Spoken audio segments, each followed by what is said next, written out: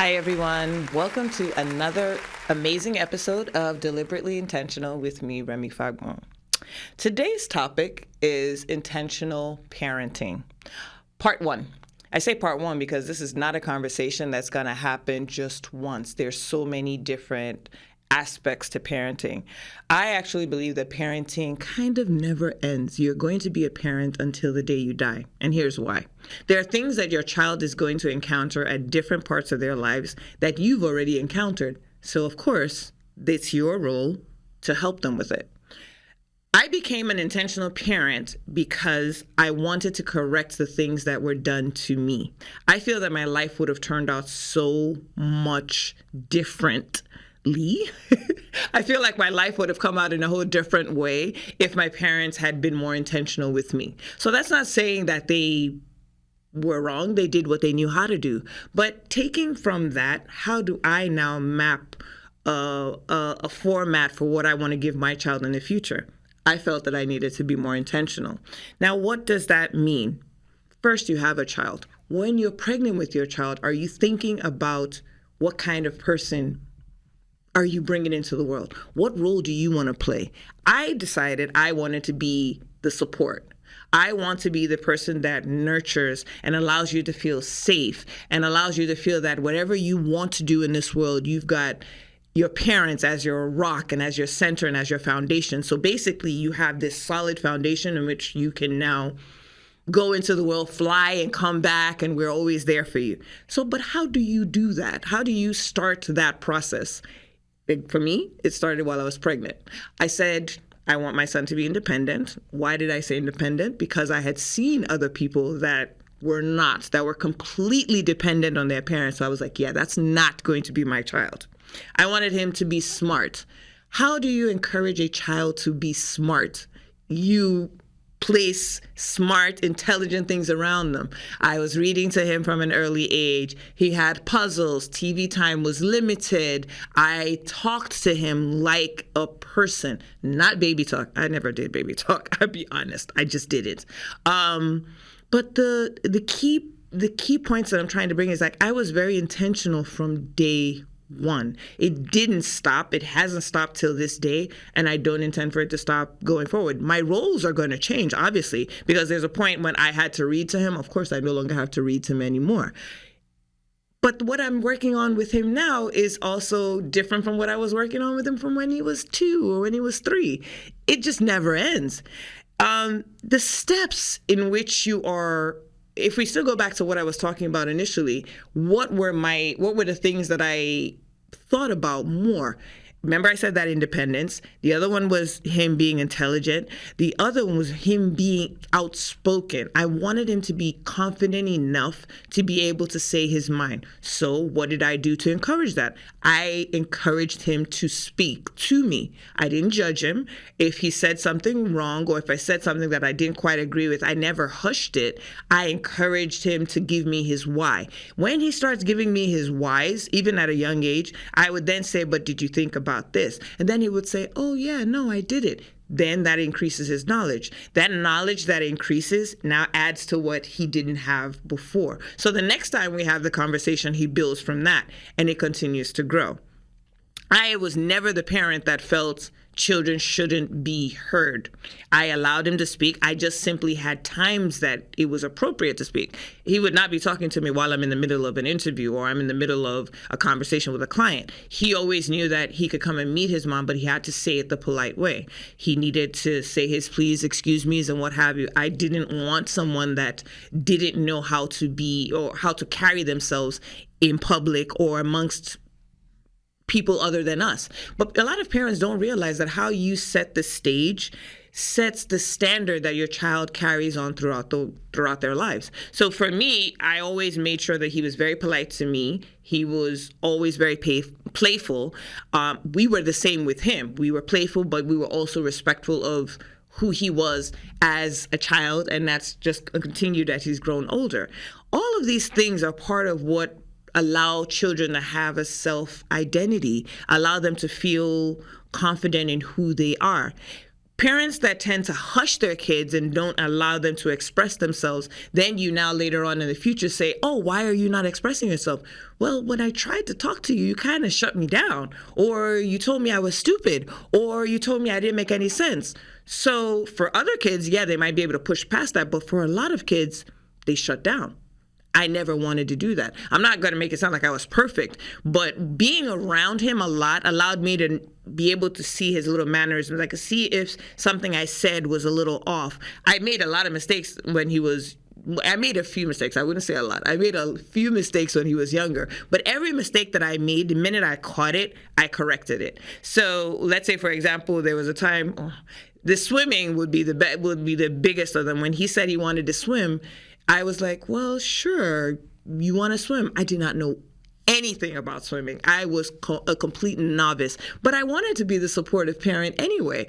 And so where did that even come from? It came from him watching Beijing Olympics. He had done a little mommy and me, because I definitely wanted my son to have all the things that I didn't have, but he had never actually done, I didn't know how to swim. And I know that I wanted everything that I wanted for him. I wanted it to be better than what I had myself. I didn't know how to ride a bike. I did not know how to swim.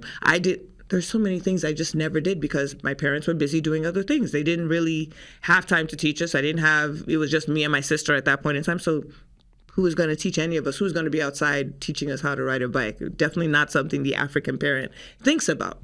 But I didn't want to be the typical African parent. I wanted to be the kind of parent that you told something to. And you knew that if you told your mom something or your dad something, you knew that they took it and they turned it into something. Not that it just went into the space and nothing happened. If he said he liked somebody and he wanted to hang out, I made sure that we hung out with that person. If he said he wanted to swim, even though he was just 5, I'm like, my son wants to swim. I'm going to go with it. Let me be honest. When he said he wanted to be a race car driver, I was like, yeah, okay. That one, I'm not going to say that I allowed that one to happen. That one, I was like, yeah, my only child, I'm not facilitating that. But swimming seemed fine. He was not the one that wanted, back in the day, we're talking about 15 years ago, people were like, oh, you should play basketball because every black kid played basketball.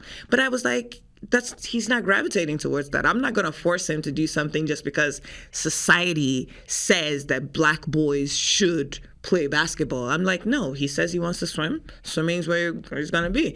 On most of the teams that he's been on, he's been one of, in some cases, he was one of 1. In some places, he was one of 3. A team where he is right now, he's back to one of 1. There are no black kids on the team. But we've never had a problem with that because I've never been one to limit us or restrict us based on what's around. I've always been one that dreamt outside of the box. And so for me, because nobody's doing it is a good reason why we should do it. I don't think that because everybody goes one way, that's where I'm going to go. I actually think differently. But that's also part of being an intentional parent for me. I wanted to be the kind of person that pushed the boundaries because I wish that had been done to me too. I wish someone had told me that, you can dream, you can be whatever you want to be. Those are the kind of things that I told my son. The biggest problem that most parents have is figuring out how to set this stage for their children. For me, I watched him.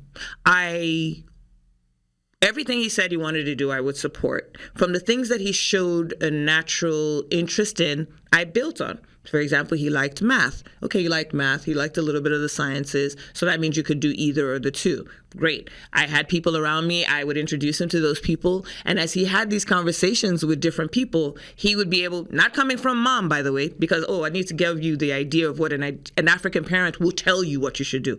I didn't want to be the one to tell him what he should do because I realized from swimming that when a child has a natural love of something, you would never have to force them to do it. So with the number of times that we had early morning practices, the number of times that he'd be so tired, swim in the winter, he simply loved it. I'm like, I learned a lesson from that. If he could love swimming this much, as uncomfortable as, and swimming is a very jealous lover. It does not share very well with anyone. You're swimming every day, all year round. Maybe we get a month off if we're lucky. So we're swimming in the winter. We're swimming when it's hot. We're swimming when it's cold. He's swimming in the scorching heat. But he loved it. I never had to beg him to swim. He would be like, Mom, I'm going to be late for practice. It was always his joy to do. That's something that we don't realize as parents is super important. Things that your kids love, places that they love, you can build on that. Same thing with foods they love. And I think that I should be honest and go back and tell you where that came from. A doctor had told me when he was maybe about 1, because he was very finicky. My son has always been very finicky with his food. And what the doctor had said to me then, I went to him complaining that, my son doesn't eat or he's throwing up a lot. What should I do? And he said to me that, you just have to keep presenting these things to him. Keep presenting the various foods. The first time he tries it, he might not like it. The second time he tries it, he still might not like it. But you know what? That's because he's never tasted it before. His palate is clean. It's bare.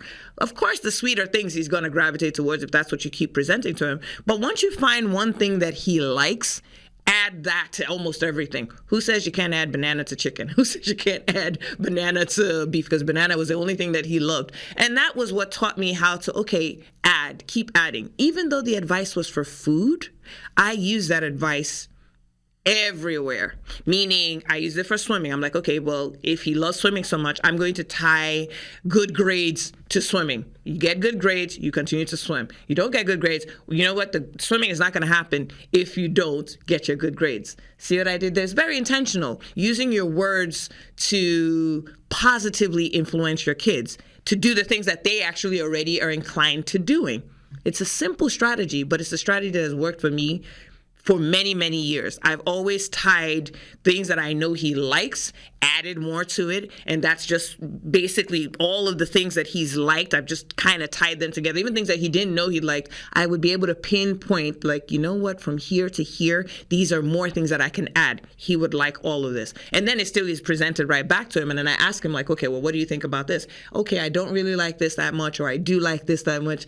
It became easier for him to communicate. Family is another thing that a lot of people don't realize is so important to their kids. How? The only thing that a kid knows is you.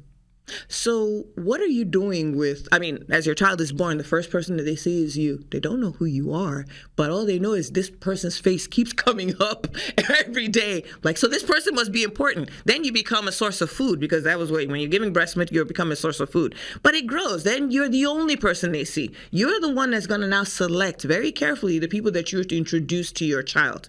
That's how it works. But at its core, everything starts with you. So how do you now take that and project that into the future? Because a lot of people say, oh, when kids change. My son has always been close to us because that never changed for us. We've always been each other's grounding point. I've always included him in my world. I've always included actually both my husband and my son in my world. I was the busier one at one point in time. And during that time when I was super busy, I made sure that no matter where I was, they were with me. I included them in all I was doing, and it made them feel like even though she's not here, I'm still connected to her. They would know what my schedule was in the morning. If I called them at any point in time, and that's including Charles, he would say, oh, Mom, have you finished this meeting? Or have you done with that? Have you seen this person? Have you seen Auntie this or Uncle this? Or have you done? He knew.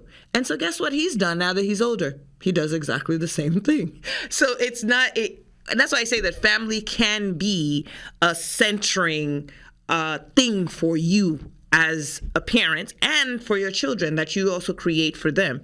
For him, what that has made happen is that it didn't matter where he went in the world. Everywhere he went, he always knew that he could come back to his home. We would have many things that we did together as a family that allowed him to realize that it doesn't matter what I become or who I become, my parents are always going to have my back. Unless you didn't have that, which I didn't have, you don't realize how much you're missing in the world when you don't have that. And that was what was lacking for me. I never wanted to be home. My son wants to come home most of the time, and it always makes me happy because I remember being the kid that never wanted to be in their home. When you're constantly on the streets, or if you're constantly everywhere but home, how safe is that? It's not safe for you at all. You get influenced by things that you shouldn't be influenced by because you're out and about. In the course of things, whether you like it or not, if you're not solidly grounded in who you are, other people and other things can influence the person that you raised. And so I always made sure that the environment that my son was in was a safe one, was a comfortable one, where he wanted to come home, where our views and who we were solid, because there was nothing contradicting everything that we had taught him. And what do I mean? I didn't like the way my dad raised me. And so when he would tell me things, the first thing I would want to do is disregard it, because how he was living and what he was doing were two different, or what he was telling me to do rather. What he told us to do and how he was living were contradicting each other. So to me, he was just a hypocrite. And I'm like, I'm not going to listen to anything this person is saying, because what he's telling me it doesn't make any sense. The life he's living and what he's telling me are not aligned. So why would I want to listen to him? So for me growing up, that was what was at the back of my mind. Me now raising a child of my own, I didn't want to create that same scenario. So it forced me to be the kind of stand-up person that I wanted him to be able to look up to and say that, okay, this is the life that mom is living, and this is what she's asking me to do. Are they aligned? How I treat people is how I expect him to treat people, which is with kindness, with respect. And I can talk to anybody. I can be around anyone. Same thing, that's what I expect from him. But he's seen me do it over and over and over again, seen me manage my expectations, control my emotions, deal with disappointment, deal with so many different things. And that's basically what has also become the center of who he is as well.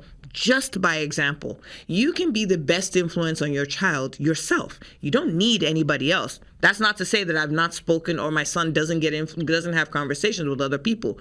But his number one, his core, is his family. And so for you as well, that's what it should be for you. If there are things that you need to tighten up as a parent, you kind of need to do that first before you start bringing children into the world. But the problem is, a lot of us are still dealing with our relationships. So we really don't have time to focus on the kids. Even in the midst of my troubled days, my troubled relationship days with my husband, I always prioritized my son's well-being. So I covered a lot. I didn't let him see the times that we had, the worst of our arguments. I didn't even let him know we were separated when we were separated. That was how protective I was of protecting his world. Does he know all of that now? Of course he does. But back then, I put in the work to make sure that I protected his little bubble so that his life could still be better than mine. Because I remember what the disagreements and the fights and just not having a happy space, I remember what it did to me. And I definitely didn't want that to be done to him. So I was different. I was more intentional. Planning for your child's future. What gives a child any level of success? Knowing what they want to do and feeling supported. That's what does it. So remember I said to you that I've watched him all throughout his life. I was very present. You need to be present at the recitals, the PTA meetings, the Little League, whatever your child is doing. These are various opportunities for you to see what and how he's relating, or how he or she is relating to other people. Where you see something wrong, correct it. Where you see that there's something lacking, fill it in. But like it or not, these are also opportunities for your child to see you interacting with other people, and they will emulate that too. So if you're avoiding all of these, because I know a lot of people say that, oh, you're always at all these things. Yes, that's why I know my son so well. I know all the people in his life too. It's not just your child that you have to pour into. You pour into the family and the communities and the people that are around him as well. So my son has friends that he's had since the age of 2. Why? Obviously, because I thought that was important. We cannot be as much as I say that I want to be the main fuel driving his ambitions and what have you, I do realize that it can't just be me. He has to also have other people around him too. But those people also have to be people that are like-minded to us. Now, granted, we're not going to be able to control that all throughout his life. But at 2, I definitely was the one in control of who we were talking to, who we were hanging out with. That was my choice. And I chose by making sure that the people that we were around and we were talking to were people that our views were similar, meaning we all wanted the same things for our kids. We have a few friends that we met while my son was in daycare. That's how far back. That was when my son was 2 years old. They're still friends to this day. One of the things that made me gravitate towards them was the fact that we all shared the same discipline, structure, rules. How can you tell that? On the playground, literally. I remember I remember very clearly how they controlled just that little leaving, time to leave. Unless you're a parent, you don't realize how difficult it is to get a kid to leave the playground. But I had it down to a science because I always explained to my son, here's what's going to happen next. You're going to play for 30 minutes. Here's your little watch. When the clock reaches this time, that's going to be the time to leave. If you complain, you're not going to be able to come back another day. If you are ready to go when it's time to go, then guess what? We will come back. We will always come back. So of course, the first time I said it, he might not have agreed, but like it or not, slowly but surely, he got it. I realized that there were other people that they also didn't have these issues. So that means that we are like-minded. Other kids, on the other hand, there were some that they would roll on the ground, they would be and then the parents were like, okay, you can get another 15 minutes or you can get another 20. And Charles would look at them, I'm like, yeah, no, it's time for us to go. But the people that we chose as friends, they all had similar, it's time to go, which means that they had even if it was fragile, they had control over their household and they could put their points across to their kids, which means that we were all like-minded. And those are the people that are still our friends 19 years later, because yes, we're still friends today. All of our kids are doing well. All of this, every time that they get together, those are still his best friends till date, even though he's made other friends in each of the schools that he's gone to. Preschool friends that he made are still his closest, and all of them are doing well. You don't want to raise your child alone. Friendships are super important. They're required, actually, because you need to know where you are in comparison to where, this is not a competition, by the way. It's just that all of you have all been on this journey together since the age of 2. So all of us are supposed to be doing similar things, but yet they are not. One person might be doing swimming. Another person might be fencing. Another person might be speed skating. That's the situation between Charles and his friends. Everyone's got something different, but everyone's found their passions. And we've all learned about these. I've learned about speed skating. I've learned about fencing from these various friendships that I would probably never have made if not for my son. Because where would I find a fencer or a speed skater as a Nigerian African-American woman living in Jersey? Where? I don't think I would have ever have, nothing of that would have ever happened. But my point is, it doesn't matter what it is that you're doing. It doesn't matter what the culture is. Like it or not, we all have something that ties us all together, and that is the need for success and for everyone to be happy and for everyone to have these passions and for our families to thrive. Once you find that, then you can build on it. But that was my center. And that family center is what I've also passed on to my son. And after we have it, and of course, what we've shown to him is what he's also going to want for himself, because none of it has been bad for him. It's all been good. So why wouldn't he want the same for himself? Having a child is difficult. Of course, you don't know what to do, depending on your background. You don't know any of it. So how do you figure out all these things that I've just given to you? It starts with you. It could be something simple. As I said, my simplest thought, I didn't know he would swim. I didn't know he would want to go into finance. I didn't know any of that. None of that was really important to me. His happiness was most important to me. Just pause there for a second and think about that. Your child's happiness is most important. But how do you determine what makes your child happy? Pay attention. But you also have to make sure that you're introducing new things all the time. Introduce the books, introduce the blocks, introduce the Legos, introduce the cars.